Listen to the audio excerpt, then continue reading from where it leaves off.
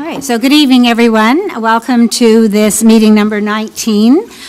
Today is Monday, December 11th, and this is the Town of West Lincoln Council meeting. So we're going to start by standing for the Singing of O Canada, performed tonight by Smithville Christian High School recording. Thank you.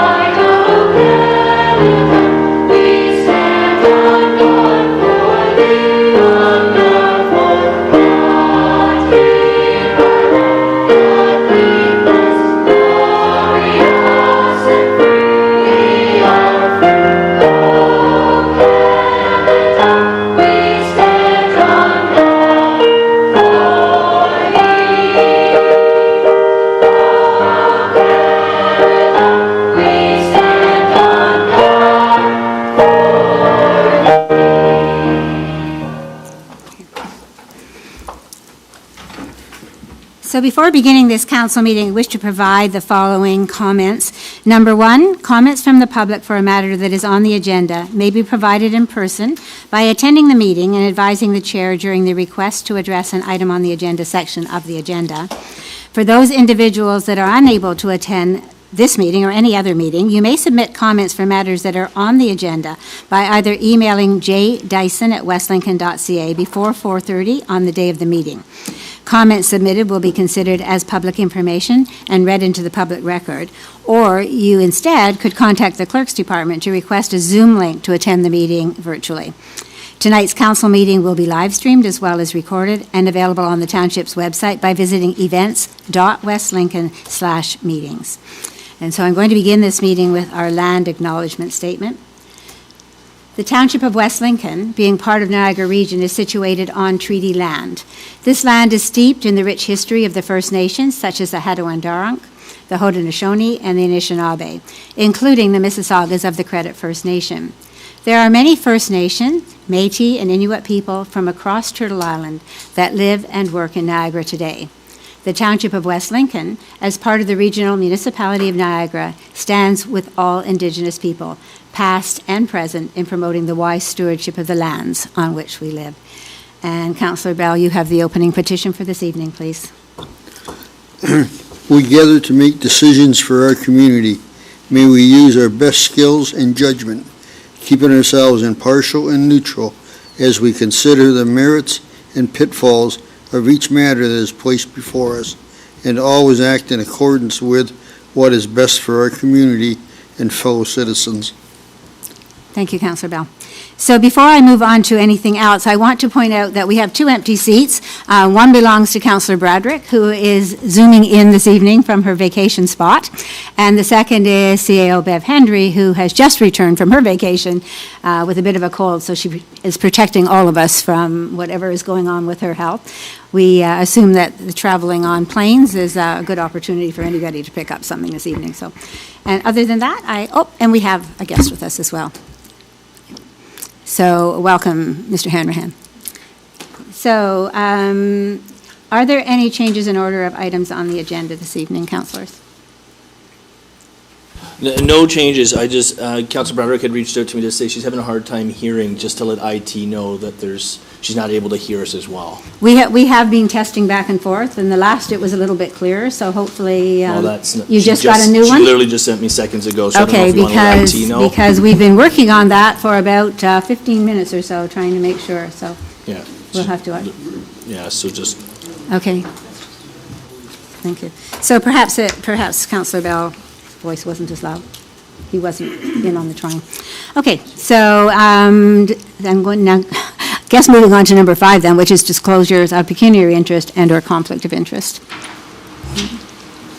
And seeing none, there is as far as I know, request to address items on the agenda. The note is that requests to address items on the agenda are restricted to specific items as follows per section 6.7 of the procedural bylaw. And under 6.7, public comment at council, there shall be no comments from the public permitted at council unless A, a specific appointment has been scheduled, or B, an item is included under the other business or communications or appointments section of the agenda and relates to a matter which would normally be dealt with at committee. So I'm going to ask if there are any members of the public present or online, Kevin, I will ask you either as well, who wish to address an item of specific importance on this agenda as permitted under 6.7 of the procedural bylaw. Not seeing any, Madam Clerk. Okay, thank you. And there's something else. Okay, so we have no appointments or presentations scheduled. So Regional Councillor Witteveen, that brings you quickly to the front. Okay, well, thank you, Madam Mayor. So good evening, Mayor, members of council, and members of the staff and members of the public. So I'd just like to start off my report by apologizing for not reporting last month as I was out of town for a short holiday. I didn't have a lot to report on as the mayor and I have been focusing on the regional budget process on a weekly budget. It has been my most challenging budget while being on regional council. The pressures of inflation and operating costs have been huge. Finding savings has been a discussion of cutting services or postponing projects which will carry forward and still need to be addressed at a later time. So our regional staff have made concessions, but we definitely have the difficult decision to make. The budget will be approved next week unless we encounter delays for further investigation. So in early November, I met with our new Commissioner of Public Works. Her name is Terry Ricketts. In discussion with her, I shared the challenges of our rural community and the need for continued infrastructure renewal in roads and bridge repairs. Terry carries a transportation background in which she understood our needs moving forward. And as the Chair of Public Works, I will continue to lobby her on our behalf. So I was also attended the Remembrance Day service and had the honor of placing a wreath on behalf of the Niagara region. And as always, the event was well attended by the community and its leaders. So at the end of November, I was notified after a meeting, after a PAC meeting at the NPCA, that I was chosen as the chairperson for 2024. It's a quarterly meeting, so if members of council or the public have concerns with NPCA and more associating with the policy, I will gladly forward them to our meetings.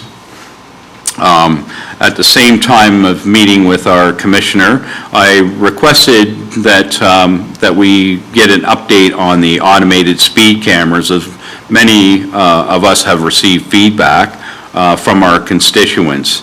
And I did field a number of concerns, questions like signage, time of infraction to issuance, and areas where we have the 40-kilometer flashing. But I did see in our correspondence that there was a report, but I asked for a verbal report to council on, because it was initiated as a pilot, and I see that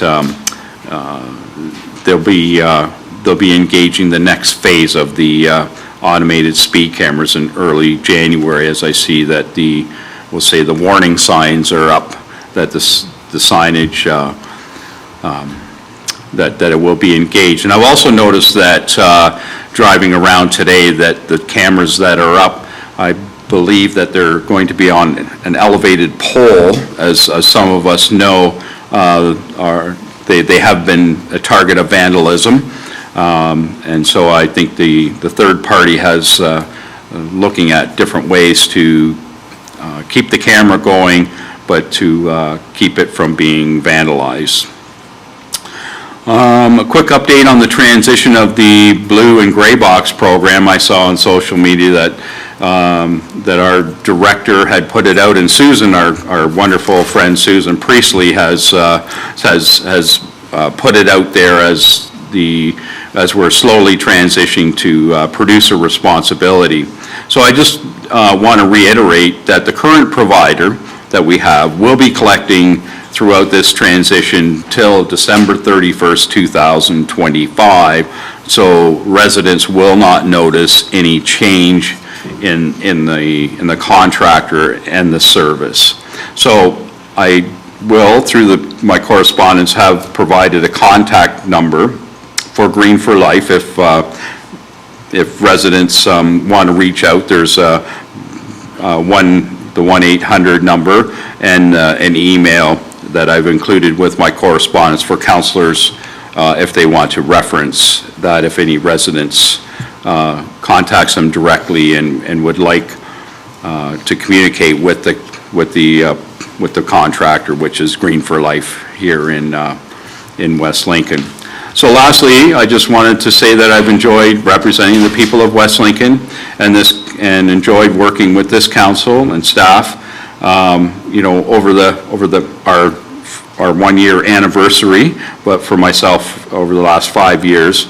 And I look forward to meeting our challenges in 2024 and like to wish everybody here and in the public a Merry Christmas and a blessed New Year. So thank you, Madam Mayor. That's my report for this evening. Thank you, Councillor Woodine. Are there any questions or comments for? Yes. Councillor. Thank you, Madam Mayor. Through you to Councillor Whittabine, thank you for as always, your presentation there and your update for what's going on at the region. I guess the question and / a comment I have for you is related to the speed cameras. And so as you know, I've been in contact with that. I think the biggest thing I don't think any of us ever imagined is that the unit itself would not so much not be vandalized, but be to the point where it created a little miniature explosion and had live wires exposed in a very sensitive area that's really close to school. So I hope whatever, through you, Madam Mayor, to the councillor, I hope whatever methods they end up using or implementing definitely decreases the chance of risk should vandalism be another target. I think that could have been a huge liability for the region there, and also a very traumatic experience for some potential young residents of ours, because again, I guess you can't, anticipate what people are going to do, and you don't know if this is just random or if it just happens to be someone who's upset they got a ticket, whatever the scenario is. I was definitely very concerned, and that it could have been a lot worse had someone nearby come in contact with it. Kids will be kids, and curiosity, right? So I hope that whatever it is that they're implementing next is a much more safer, and hopefully, I don't know if you can answer this, but do you know if they'll have some kind of cameras, or did they have some kind of cameras to be able to figure out who the culprit or culprits were? And if not, is there plans to kind of put in some more safeguards to ensure that people are being held accountable? Thank you for the question, and through you, Madam Mayor, to Councillor Riley. It is my understanding that the camera's only triggered when you went over 11 kilometers over the speed limit. So it's my understanding that unless it's a neighborhood camera, and that the vandals were not detected, and there's been no conversation of that elsewhere, because that camera has a specific purpose, as you know. So it could be a doorbell camera that might just be positioned properly, but I'm sure that the third party that's looking after they're trying to protect their asset and also the liability. So that's why I'm asking for a verbal update, because I believe that this first round, we'll call it, has been a learning curve for everybody. So, but I will ask those questions when given the opportunity. If the answer is different, I will correct myself and let you know. Appreciate that, thank you. And lastly, to you, Madam Mayor, I'm actually surprised, in truth, considering the original design and engineering of the camera itself, someone just didn't put a garbage bag over top of it. If there's no way to detect someone coming from left or right, north or south, other than if they're over a certain speed limit, it's unfortunate that it went the way it did, and it was the risk it was. But certainly look forward to seeing hopefully the improvements to safety around how it's going to be implemented. So thank you. Thank you. Any further questions or comments? Okay, seeing none, thank you very much, Councillor Witteveen. Moving on then to number 9, which is confirmation of minutes. So we're looking at the council meeting, the regular meeting from November 27th, 2023. And Councillor Trombetta, you have that resolution, please. Moved by myself that the minutes of the open session portion of November 27, 2023 regular council meeting be accepted, and that the confidential minutes relating to the closed session portion of November 27, 2023 regular council meeting be accepted, and that the minutes remain confidential and restricted from public disclosure in accordance with exemptions provided said sections 239 of the Municipal Act. Thank you. And someone to second those, please? Councillor Riley, thank you. Bless you, for sure. Any questions?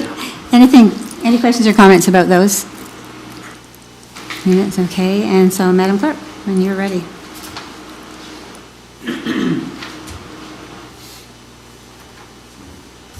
All right. The vote is in front of you. Please vote and submit. Madam Clerk, I support the minutes. Okay. Thank you, Councillor Broderick.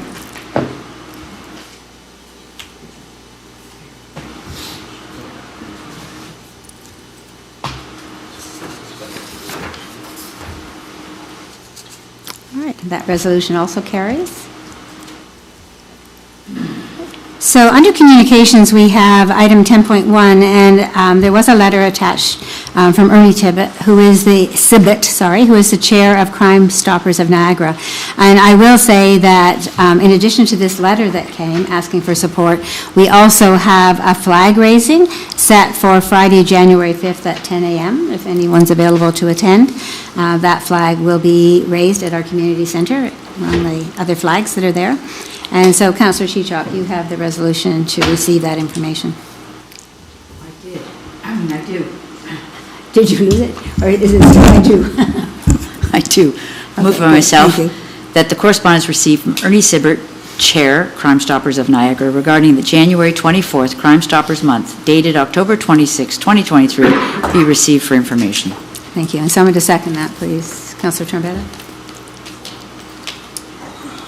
And all in favor of receiving that, we'll go up.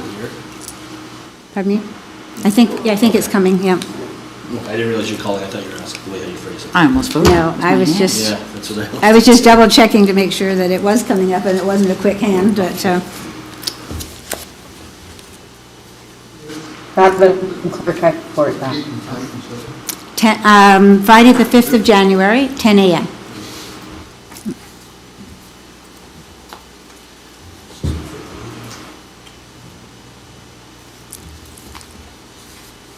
Okay, so that takes us to my remarks for the month of December. My remarks this evening are shorter due to the upcoming holidays and the fact that it's only been 2 weeks since our last council meeting on November the 27th. Now, I wrote that, and then I started writing what we fit into the last 2 weeks, and I thought maybe they aren't quite so short. But anyway, on Tuesday, November the 28th, I was proud to have been able to raise the flag for Positive Living Niagara. This flag was raised to show support for AIDS awareness, World AIDS Day, and Aboriginal Awareness Week. AIDS Awareness Week. Our guests arrived, as always, with red scarves knitted or crocheted by volunteers, which they presented to participants. And then after the flag-raising ceremony, we proudly attached a great many additional red scarves to trees and poles for residents who wished to take one. On November 29th, I attended the monthly board meeting for West Lincoln Community Care, where I learned of the increased need for support for many of our residents over the upcoming Christmas season. I am helping both tomorrow, Tuesday morning, and also Wednesday morning in the Christmas store to help volunteers disperse needed food and gifts to registered West Lincoln Community Care residents. A great community response to this need was demonstrated on December 1st. John and I attended the 16th annual Silverdale dinner, where close to $8,000 was raised to help the Christmas program at West Lincoln Community Care. All day November 30th, from 9 a.m. till 6 p.m., I was involved in regional budget sessions. As of last Thursday, December 7th, we have had 20 budget-related meetings in 2023. The regional budget bylaws are expected to pass on this upcoming Thursday evening at the end of 2 additional meetings this week. What began looking like a 10.28% increase to the regional budget is now looking closer to approximately 7.1%. 2 more meetings to go, so we're not sure where we'll end up. It has so far been an extremely difficult task, as the region faces the same inflationary pressures as do we municipally and also personally. Saturday evening, December the 2nd, I attended the Movember event sponsored jointly by the Legion and Kiwanis, designed to raise money for men's health, in particular prostate cancer. As mayor, I was one of the 3 judges looking for the best mustache and the best try. The best try needed a little bit of encouraging, I must say. Just over $4,000 was raised for this important cause. Sunday, December the 3rd, I was honored to speak to the players, coaches, and parents of the West Lincoln Under-14 hockey team, who collected again this year a net full of toys to donate to those in need. What a wonderful community effort from these young people. It was so good to see. On December the 5th, I attended the meeting in West Lincoln of the Penn West Inc. Board meeting, which was well chaired by Councillor Trombetta. We were glad to host that meeting. On December the 6th, I personally treated the Mayor's Youth Advisory Committee to Lackeys for their Christmas dinner. Executive Assistant Jackie Thrower and Communications Specialist Beth Audette were invited to join the group in appreciation of the work that they have done to support the ongoing work of this committee.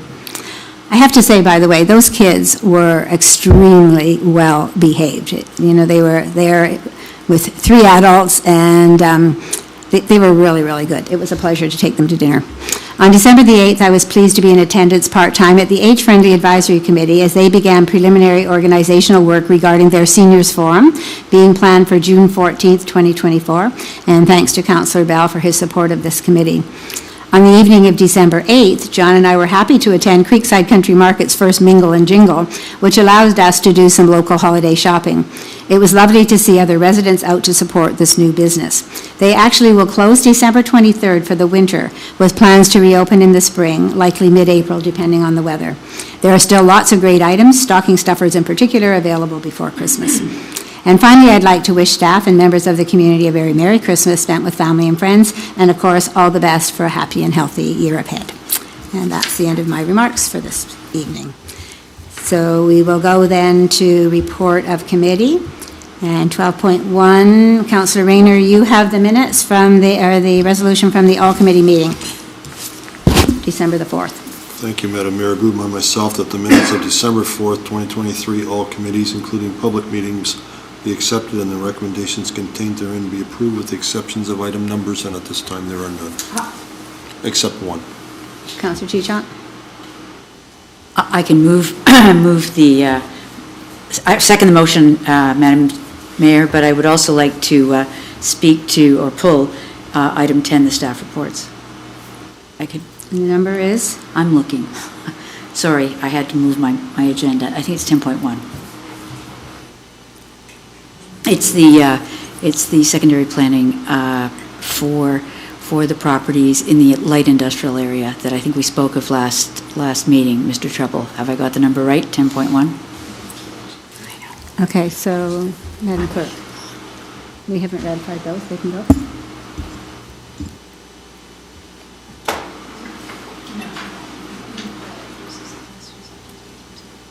Okay, so Council, we were just double checking to make sure that we were in a position where that actually could happen, so thank you for that. So shall we, first of all, we'll vote on all of the rest, if we can do that, and then we'll come back and individually vote on 10.1.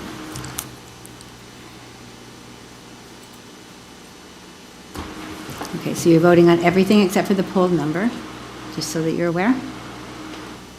And Councillor Bradrick, you're okay with that? Yes, support. Thank you. Thank you.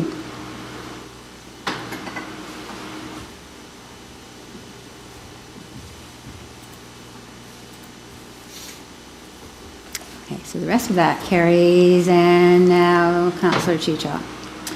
Thank you, Madam Mayor. There we go. At the meeting, I did question the appropriate staff, I think, and the Director of Planning was kind enough to give me some answers. What I am concerned about is that this is a change to a specific area within the secondary plan of the area, and it seems to have encompassed 3 pieces of land, but not expanded beyond that. So, and in reading the minutes, it kind of concerned me because the wording was exactly my concern, which was to attempt to reconfigure the boundaries of the properties that they own, but also then I think what I was looking for was a reconfiguration of the areas that should be looked at with regard to the ability to add various other types of applications in the area as we transition from residential to, or institutional to industrial. So I guess through you, Madam Mayor, to the Director of Planning, I'm wondering, there are properties in that area that were not looked at. And if someone wants to appeal or have a change of zoning, it will take a zoning change and a secondary plan modification or an OP, depending on what it is. I'm looking for a nod or a grimace.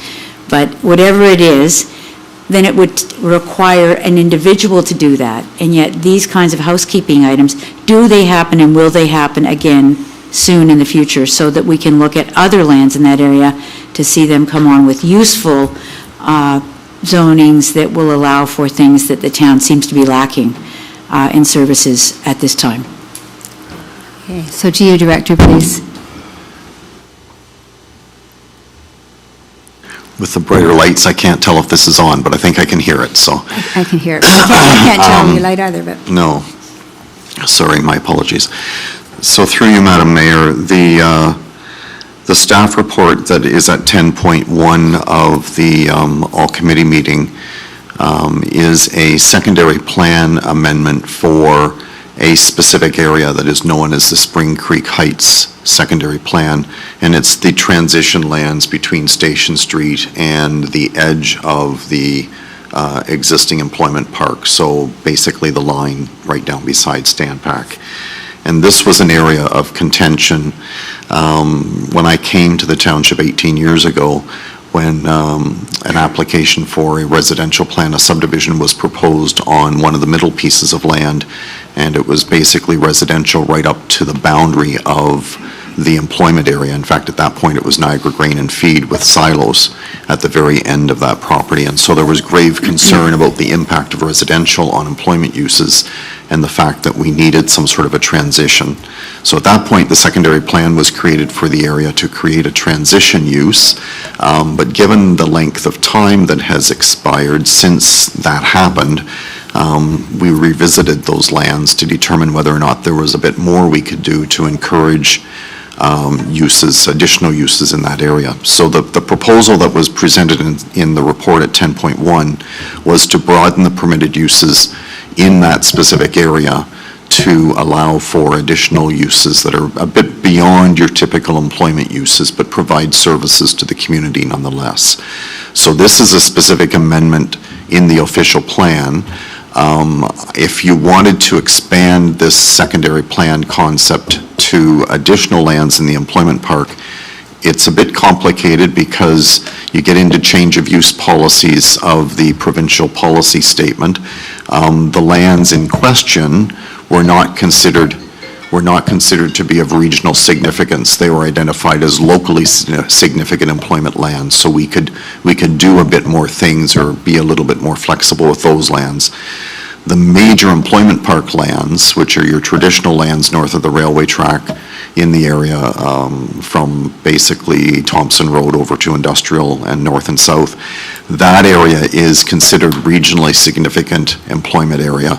And so to change any uses inside there, or add uses or whatever, we would have to go to the region for support. I'm familiar with one inquiry that Madam Chichok has received, and I've reached out to the region on that particular application.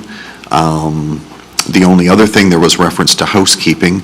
The Spring Creek secondary plan wouldn't really be considered a housekeeping amendment because housekeeping is mainly zoning in nature. We did do a housekeeping amendment in the industrial park. We changed height limitations because that was of interest to a number of different property owners in the area.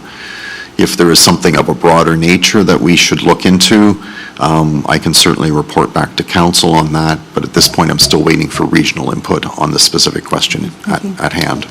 So through you, Madam Mayor. Go ahead, Councilor. And it's Councillor Chichok. Madam Mayor.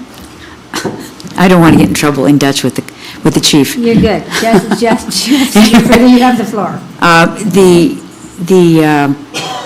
The nature of the inquiry that I have made is one of a general nature regarding other uses that may be incorporated as we move forward with a changing environment. As you say, the looking at the transitional areas, 18 years, I still remember that when it came forward. And I wasn't on council at the time, but there have been changes, and certainly changes again now after COVID, et cetera. So I am pleased to hear, Mr. Treble, that you are going to the region, or you have reported to me earlier today that you have gone to the region. So we're awaiting their discussion and/or any areas of concern they would have with regard to any changes. And you did mention to me already that we are doing a housekeeping amendment in that area, or in late winter, I guess, that might give you another look at this if we have heard back from the region. Am I correct? Through you, Madam Mayor, yeah, there is a need to make at least one change to the zoning bylaw to deal with some AODA compliance issues that have been brought forward by our accessibility committee, I think it is, Donna Harrington. And so that is in the works. We're preparing a draft amendment there that will be a township-wide amendment. If there are other housekeeping-type matters that are ready, we can certainly add them on to that kind of a meeting. I just simply don't know the answer yet, but that's a possibility.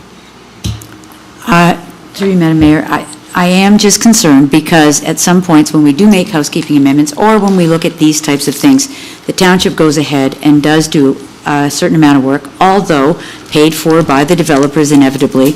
But the thing is that if we are making changes to our plans and there are acceptable things to be changed, we need to look at a larger area, because it just seems that we may disturb an area or correct an area or correct a height, and then someone comes forward with another discussion point that then requires an entirety of an OP zoning bylaw and a secondary plan. So my point truly was to, rather than seeing just specific, site-specific changes, we should be looking around to see what other people do want to do with their land, so the work is not so intense and so so many duplications. Thank you.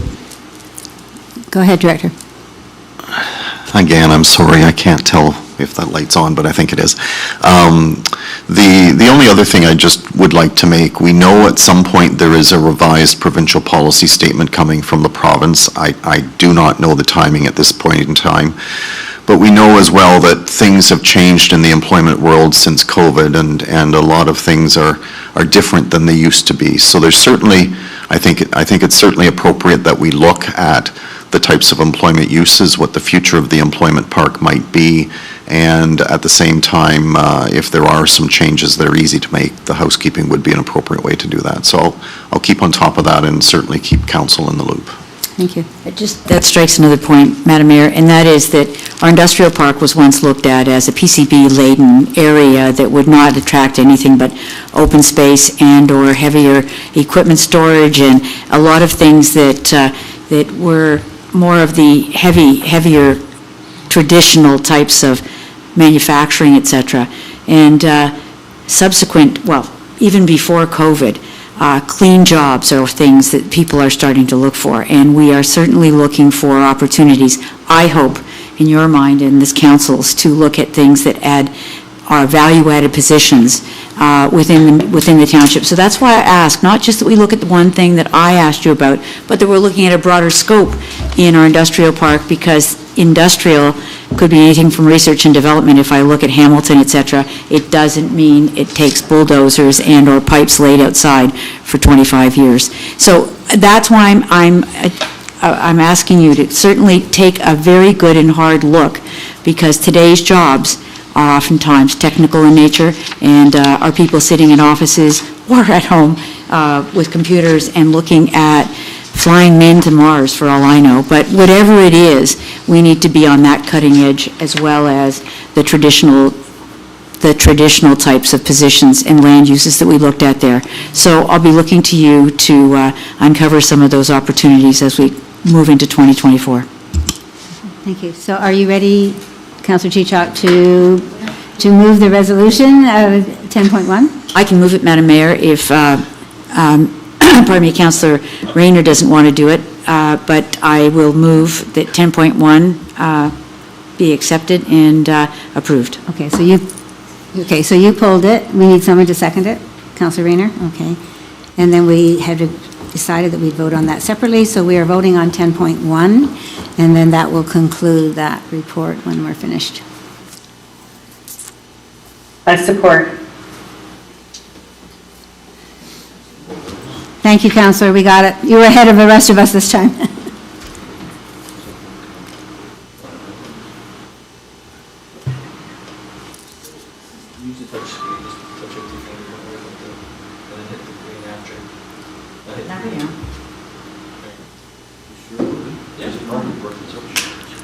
Okay.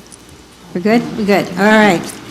So we have no reconsiderations this evening and no notice of motion to rescind.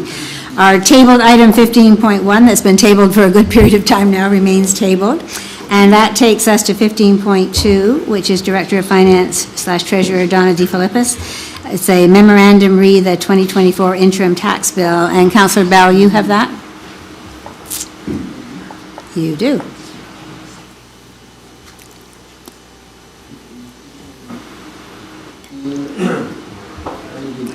Microphone, Terry. That the memorandum regarding the 2024 interim tax bylaw dated December the 11th, 2023, be received for information. Thank you. And someone to second that, please? Councillor Riley? Thank you.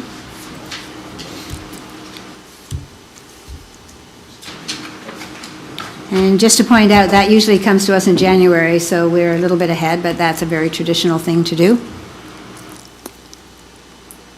since our budget hasn't been set yet.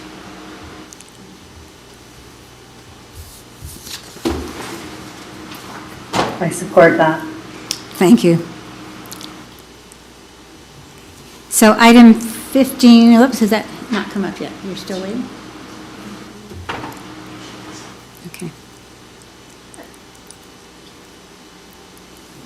There we go, we're good. Okay, thank you. So 15.3 is Director of Planning and Building, Brian Treble again. Recommendation Report PD-63-2023, the naming of Dennis Drive and Brandon Lane by bylaw and issuance of certificate of completion and assumption of streets and works for Old Town Gateway Estates / Smithville Station Plan of Subdivision Developer Mars Homes, Smithville Station, Inc. And Councillor Trombetta, you have that resolution. Thank you, Madam Mayor. Moved by myself that the recommendation report PD 63-2023 regarding naming of Dennis Drive and Brandon Lane by bylaw and issuance of certificate of completion and assumption of street works for the Old Town Gateway Estates, Smithville Station of subdivision developer Mars Homes, Smithville Station, Inc., dated December 11th, 2023, be received, and that the final certificate of completion be issued to Old Town Gateway Estates, Smithville Station Plan of Subdivision 30M446, and that township pass a bylaw to name Dennis Drive and Brandon Lane and also assume the Old Town Gateway Estates, Smithville Station Plan of Subdivision 30M446 and the related works, services, and the park in accordance with Schedule A of the attached draft bylaw. Thank you. And someone to second that, please? Councillor Bell? Thank you. All right. Any questions or comments about that resolution? No? All right. Seeing none, Madam Clerk.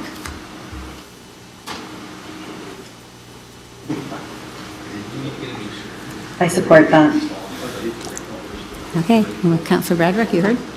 Okay. Thank you, Councillor Bradrick. And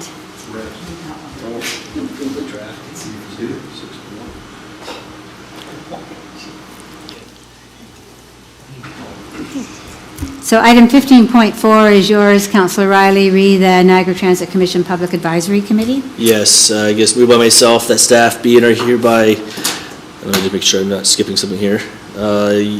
Yeah, so it's the Niagara Transit Commission Public Advisory Committee, and I'll explain more in a second. So moved by myself that staff be and are hereby directed to notify the public regarding accepting applications to sit on the Niagara Transit Commission Public Advisory Committee board immediately, and that all applications be submitted prior to the end of day of January 8th, 2024, and that recommendations for appointments be presented at the January 15th, 2024 all committees meeting. Good, we need someone to second that. Councillor Bradrick, do you want to get in on the action? Would you like to second that? I would love to, thank you, yes. Thank you. Okay, so, Councillor Riley, I know you want to speak to this. Yes, I guess maybe just a little bit of context, because it's coming really out of the blue. And it's coming quickly. Yes, Thank you. so I'll try to be as concise as possible.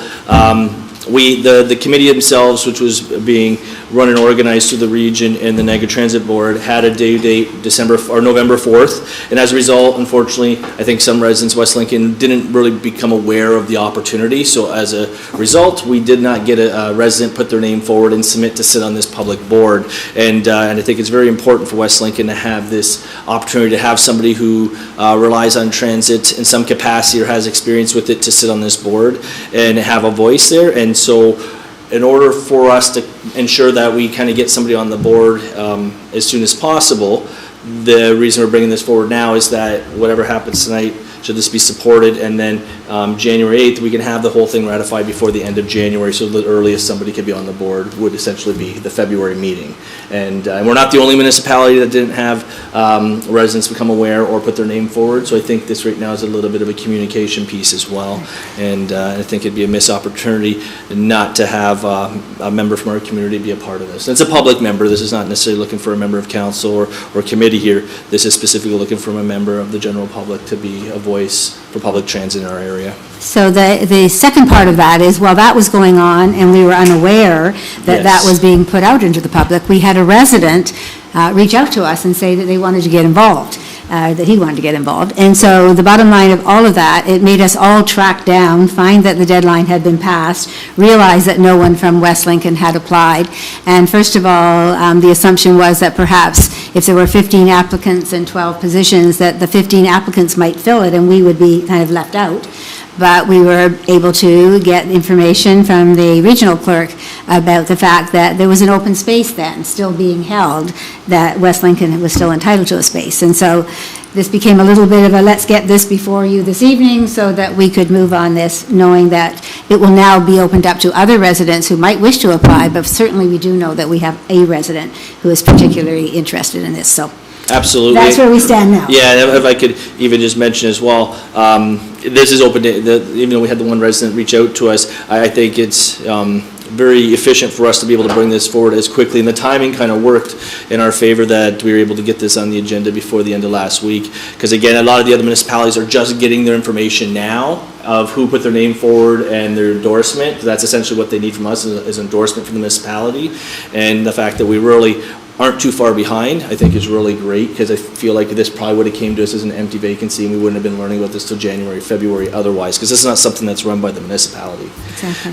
So anyways. And I guess just the easy further support. thought to that for members of council to know is that, it's important to the resident who is interested, whether he is selected or not, that West Lincoln has a representative before this committee meets for the first time. And so we've sort of are playing catch up here a little bit. So Yes. by way of explanation, that's what we have for you, and we're certainly looking for some support. Any questions or comments further to that? All right, then, Madam Clerk.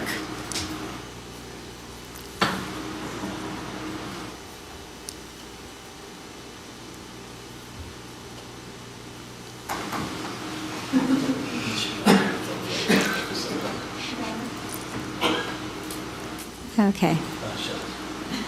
Well, she seconded it, so that's good. Okay, so that resolution carries, and that's good. So now, Madam Clerk, it's over to you, of course, to, for the next step, to help us figure out getting that information out to the public, right? So thank you for that. So item number 15.5 is also for information, and I'm not sure that all councilors saw it. Hopefully you did. I tried to put it out. Jackie actually put the title on the top to draw your attention to it. And I wrote this information piece so that you would be aware of what we currently know about any future governance issues.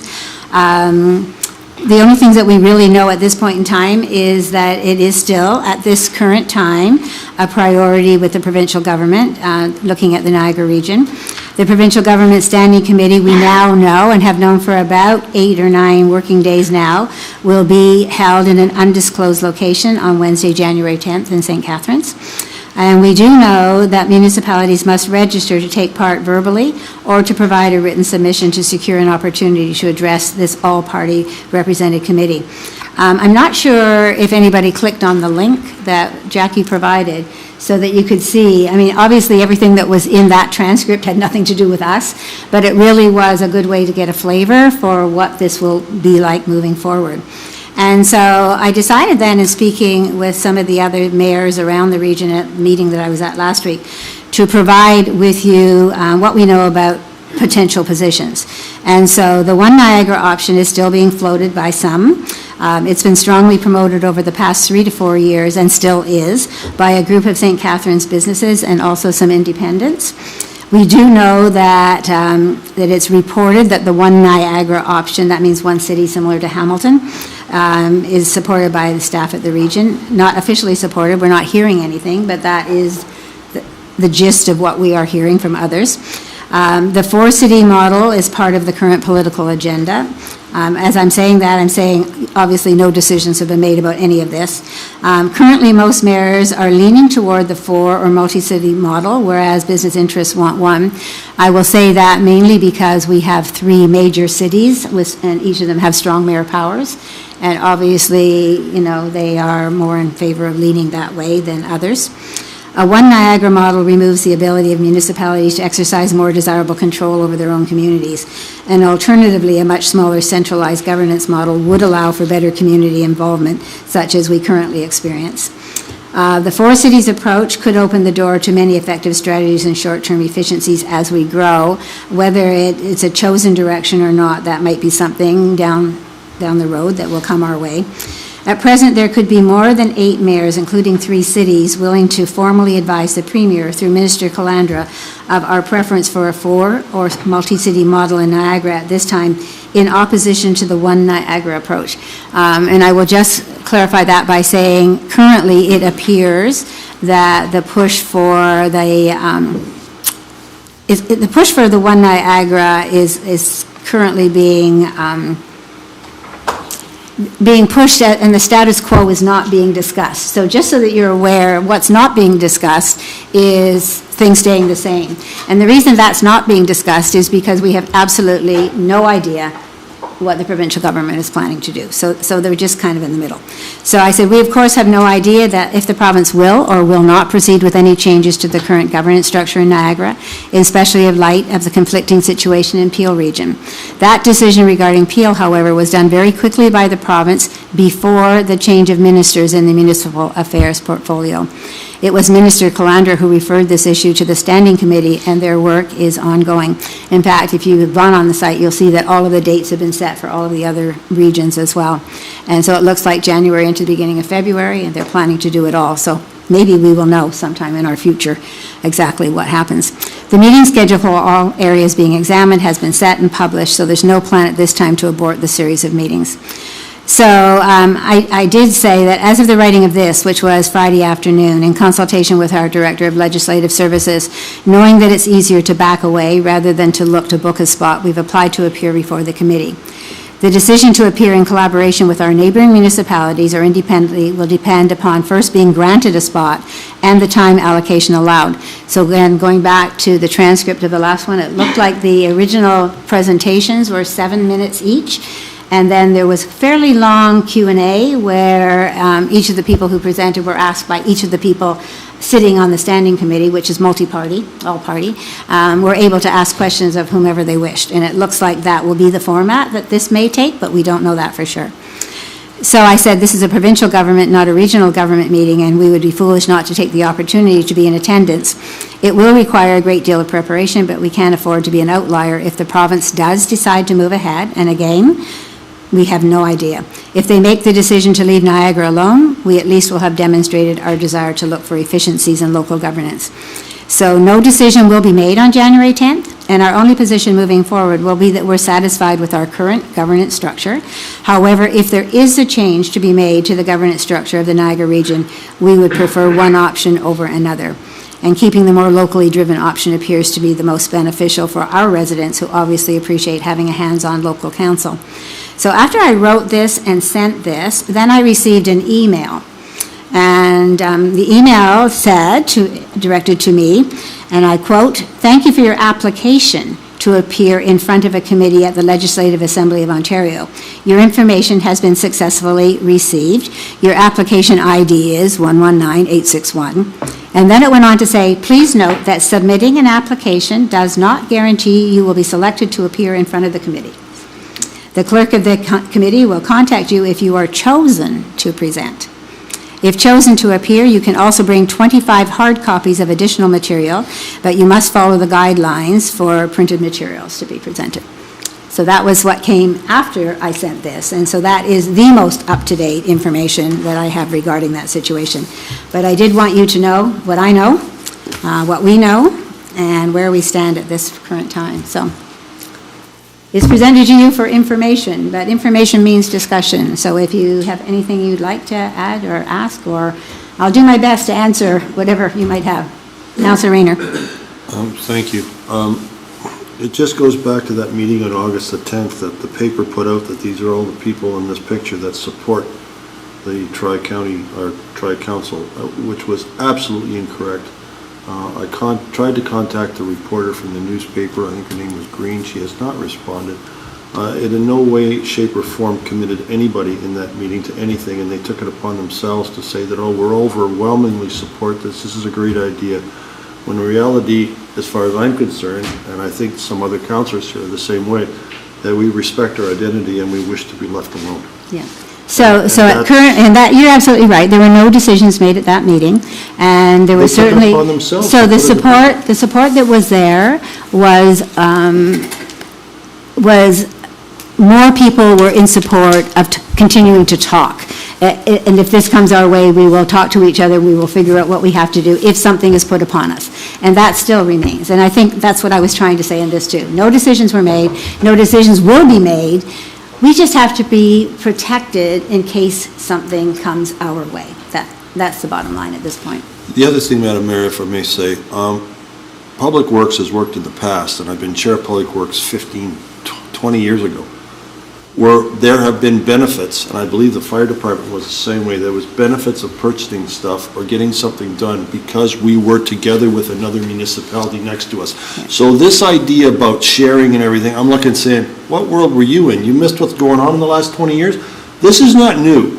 This has been done before by West Lincoln, and it's been successful both to the benefit of the taxpayers of this township and to the other municipalities' taxpayers whose staff worked together in order to put off bids in on something and got a better deal because they bought in volume. You're right, and we're continuing to do that. We're And that's what I'm continuing to saying. do As long as that. they So- understand that, as far as I'm concerned, discussion about dismantling West Lincoln and have it join something else is not a point of contention. If you want to continue this discussion about something that we've already done, that some people think it's brand new, maybe because they're just new on council, I'm the old man here, but I can tell you, this is not new. This has been done before, this has been done successfully, and it works. If you want to continue that and build on that, 100%. You want to touch my township, you're going the wrong way.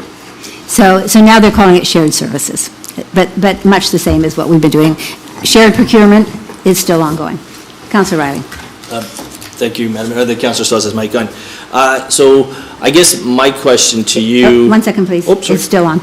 Oops. Okay, Perfect. he tried, but it didn't catch. Okay, that's fine. My question to you, I'm just curious, so when you guys go there, should you be permitted? I guess this Should you is be a big permitted question is a mark. big question right It's a now. big Yeah. question right there. I just want to make sure, like, I guess, we're kind of left to what the province is going to dictate anyways. But sometimes there's that idea, maybe getting that clarification that, we're looking at it as like we have no other alternatives. So if we're forced to amalgamate, like how do you get that messaging out that the amalgamation historically does not save money? We're not in support of it. We're in support of shared services, as the councillor mentioned. But how do we ensure that they're not misinterpreting the presence of having representation there as, hey, we're open to this idea, and it's not a whole other Peel scandal situation where now they're going backwards? How do we ensure that we're not accidentally tipping our hat saying, hey, we want this when we don't?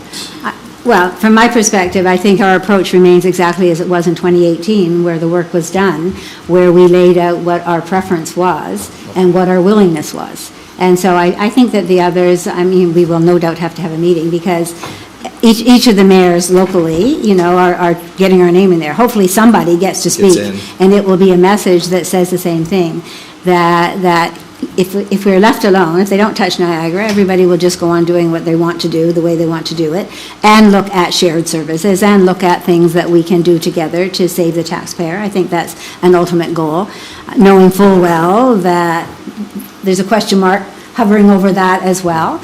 But the reality is, we can't put our heads in the sand and say, well, we'll let them go and we won't try to take part. I think if one of us is selected to be the spokesperson for the group, then we have to show that among our small municipalities, that we are not personally in favor of the one Niagara being one big city, not Niagara region staying the same, No, but not calling it a region, calling it one big city, Yes. because then we really are outliers. Oh, And yeah. we're really on the You'll never outskirts. see anything. And so it will be a little bit of looking at that, I think, so. Okay, yeah, and again, I not against the proactiveness in terms of being there, understanding potentially what's going on, and making sure we have a voice when we need to have a voice. Again, I just worry, or at least concerned, that could be taken as cooperation, something that we're not necessarily seeking. Well, this is a standing committee aimed to hear all sides. Okay. That's all I can think, No, so. appreciate that, thank you. Councillor Chichon. Thank you, Madam Mayor, and I can commend you for bringing this forward and being so fulsome with what it was that you had to say to share with us. Whoops.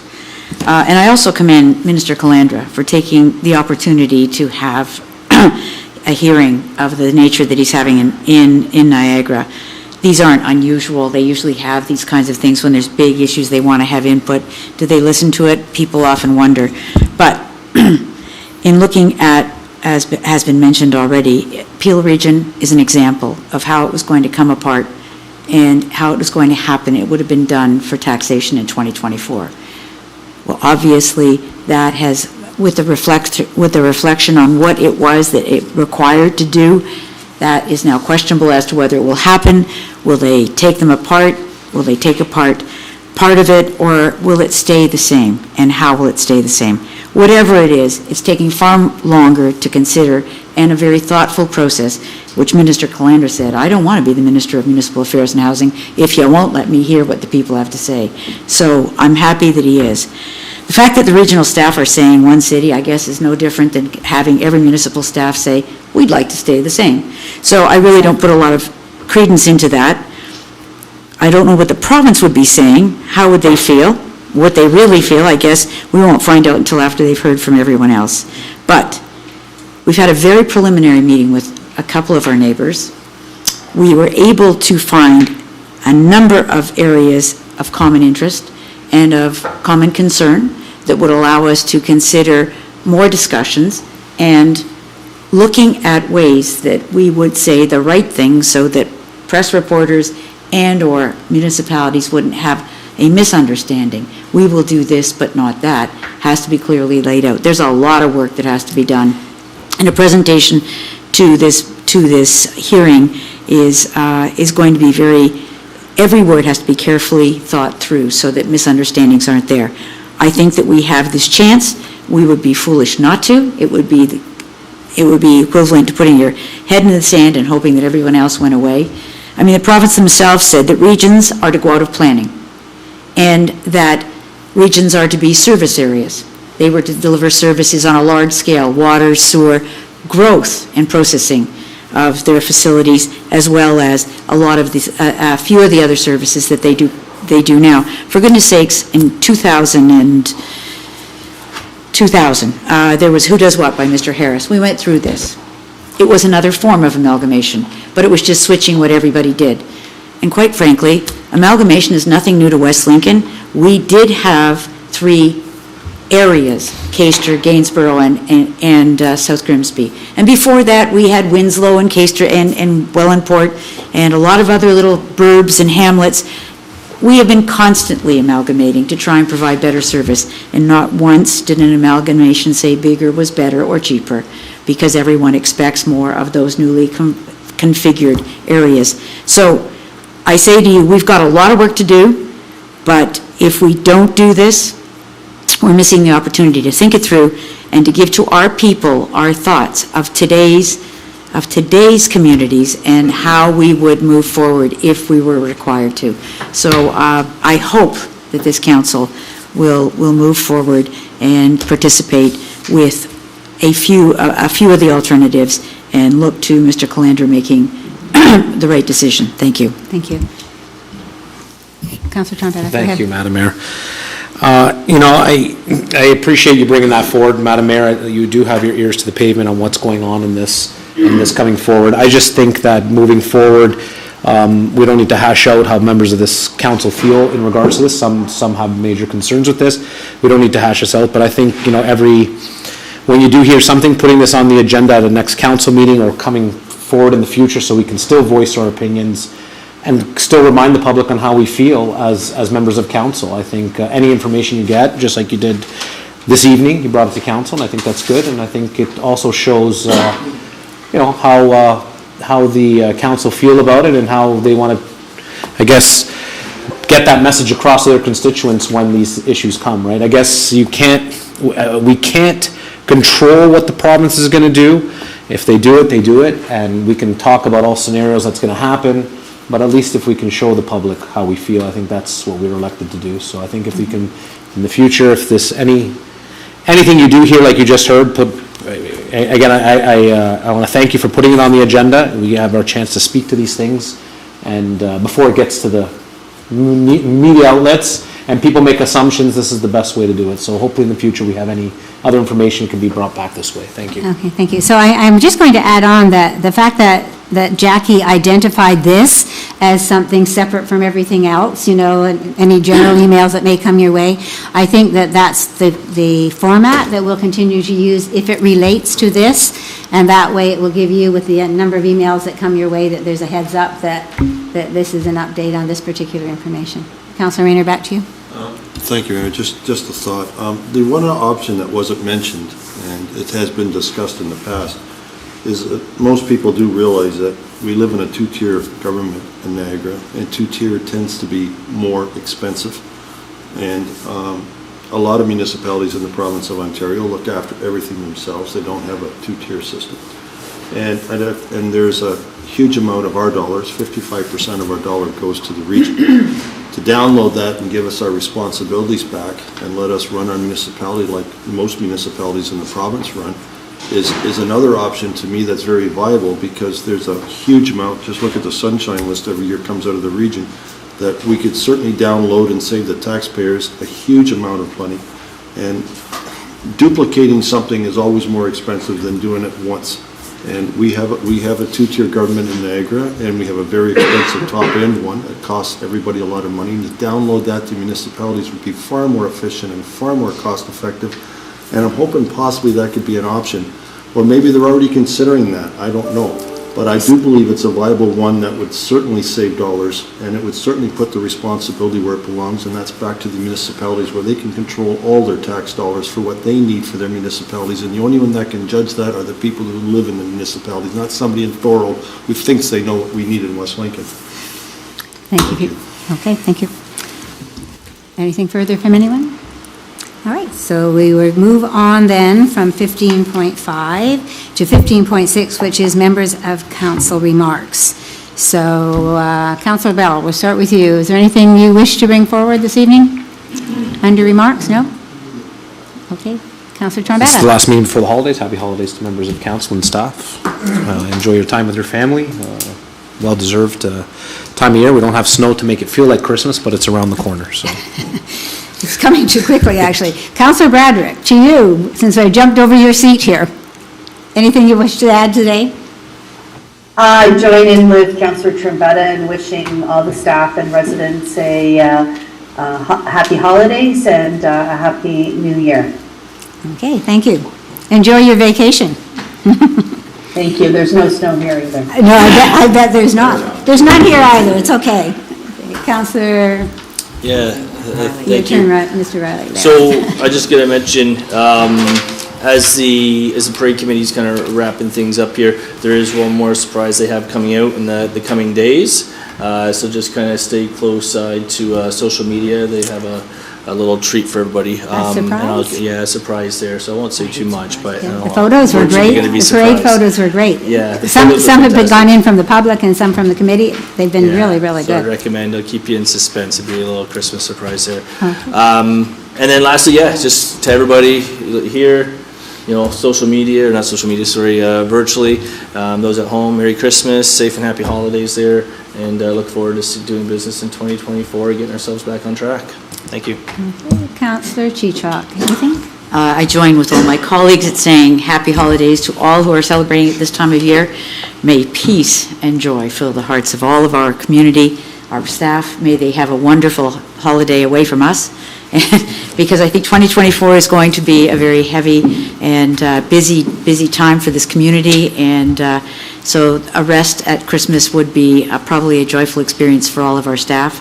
And may everyone just take time to be careful out on the streets, not for the red light cameras, but for who's actually not paying attention because they're playing with their new drone. Councillor Rayner. Thank you, Madam Mayor. I'm the old traditionalist. I'm going to wish everybody a Merry Christmas and a happy holidays also, and a safe one, and a blessed New Year. Thank you. Okay, thank you. So I'm going to add on to that and just say that Saturday, January the 6th, the mayor and council are having our first ever levee. It will involve public skating at our community center, coffee and hot chocolate. Jackie says she'll make tea for those who absolutely want tea, not coffee.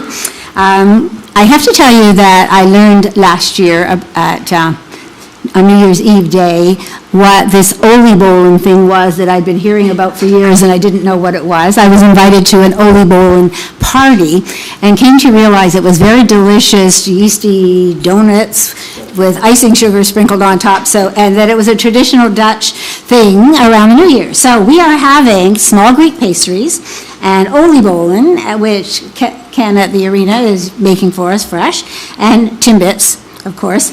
We're Canadian. And, but most importantly, a chance for the community to just gather, greet each other, say hello to neighbors and friends, have members of council who are able to be there, staff who are able to be there. I'm hoping that you'll bring your kids, your grandkids, and just come and greet each other to start the brand new year of 2024. So looking forward to that between 2 and 4 at our community center. So we're moving on to our last bit of business, which are the bylaws for... What did I do? No, there's it confidential wasn't, still. Oh, yes, but we We still kind of need... have confidential and bylaws backwards. Normally we have confidential before bylaws, don't we? No, we're going to do bylaws first, though. We're doing bylaws, and then we'll do confidential. That's not how it was in previous council. Generally. Well, They just that's took how a our quick clerk has set it look. up. No, that's fine. I'm just saying normally that's not the Yeah, case. You're but- saying it is, but it's not. But it is the way the clerk has said it. 16 is new items of business. Assuming. Oh, you do? I'm sorry. I didn't know that. My apologies. I just was moving you right away to your next job. No, I'm fine. I wanted a motion, Madam Mayor, to go into confidential with regards to personal matters about an identifiable individual, including municipal or local board employees. I just need a seconder, please. So, Councilor Rayner, right after bylaws, we are planning to go to confidential. Correct. But I just wanted to ensure that this was on the list for the confidential, because it's not on the list right now. I'm adding it. Oh, I thought... Okay, I thought that we covered all our exemptions. So, under 18.3, we are going in for personal matters about an identifiable individual, including municipal or local board employees. Does that suffice, Councilor? Yeah, that'll suffice as long as it's there. That's good. Yeah, it's there. You're good? Yeah, I'm fine. Can we do your bylaws then? Okay. Good. Sure. Let's get bylaws out of the way. Okay, moved by myself that leave be granted to introduce bylaw 2023-85, 2023-86, 2023-87, 2023-88, 2023-89, and 2023-90, and that the same shall be considered to have been read a first, second, and third time with one reading, and are hereby adopted, and that the mayor and clerk be and hereby authorized to sign and affix a corporate seal thereto. Any rule of this council to the contrary is notwithstanding. Thank you. And someone to second those. Councillor Chichok, thank you.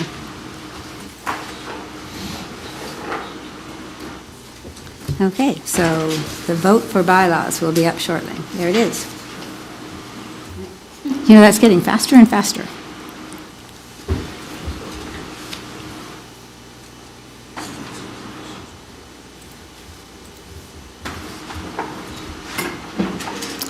Okay, and the bylaws passed, and that does take us to 18, which is confidential matters. And Councillor Chichok, you have the resolution. You lied to me. Moved by myself, the next portion of this meeting be closed to the public to consider the following pursuant to Section 239, Sub 2 of the Municipal Act 2001. 18.1, Director of Planning and Building, Mr. Brian Treble, and Director of Public Works, Mr. Mike DiPaolo, legal solicitor client privilege development and front-ending agreements.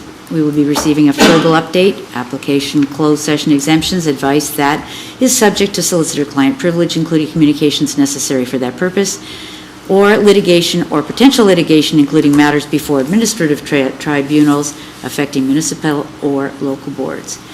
And 18.2, Director of Planning and Building, Brian Treble, regarding legal solicitor client privilege regarding the Ontario Land Tribunal, proposed official plan amendment, OPA 63, file number 2200-35. Applicable closed session exemption are advice that is subject to a solicitor-client privilege, including communications necessary for that purpose, and litigation or potential litigation, including matters before administrative tribunals affecting the municipality or local board. And 18.3, Human Resources Coordinator Cassandra Carey and Director of Legislative Services Clerk Jessica Dyson, CAO Performance Review, report to CAO and Council, applicable closed session exemptions, personnel matters about identifiable individuals, including municipal or local board employees. Thank you, that was a lot. But That was. someone to second that, please. Councillor Trombetta, thank you. Okay, so the vote to go into confidential will be up.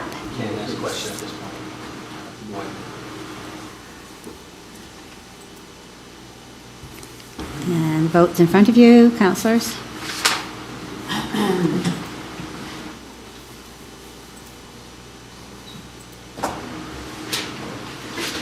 Okay. And we are in closed.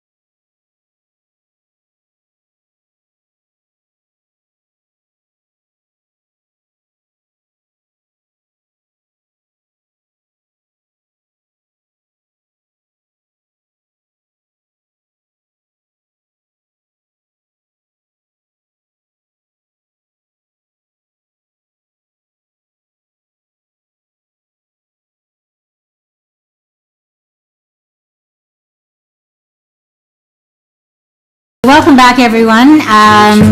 We have been quite a while in confidential, and in actual fact, we need to come back out. So, Councillor Bell, you have the resolution to bring us back into open session at the hour of 10:53.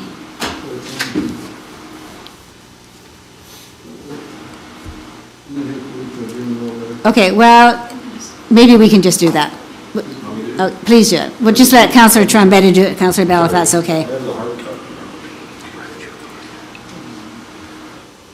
Yeah, mine cut down too.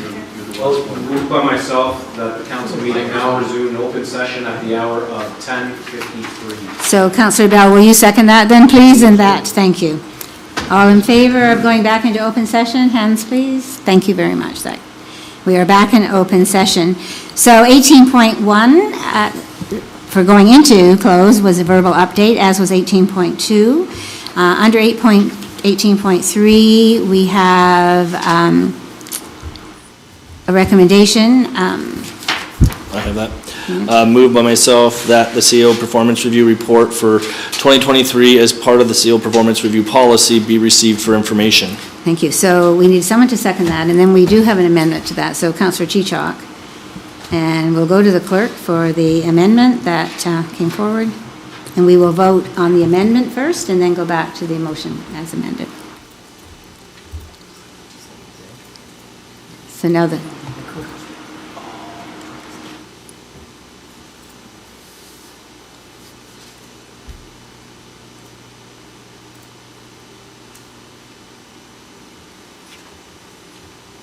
Thank you, Madam Mayor. So the amendment would be that the recommendation regarding the CAO performance review report to CAO and council be amended to add the following: that the mayor be authorized to proceed as directed in closed session. Okay, so we're going to first of all vote on the amendment. So those... Okay, so Councillor Chichok, will you move the amendment? Councillor Riley, second it, please. On a time constraint here. Okay, so the amendment alone, please, which is the direction to the mayor. Okay. And that, okay, so that carries. And then we're looking for the original as amended, already moved by Councillor Riley and seconded by Councillor Chichok. All in favor? And that motion carries. Okay, and so if there's no further business, I'll adjourn this meeting at the hour of 10:55.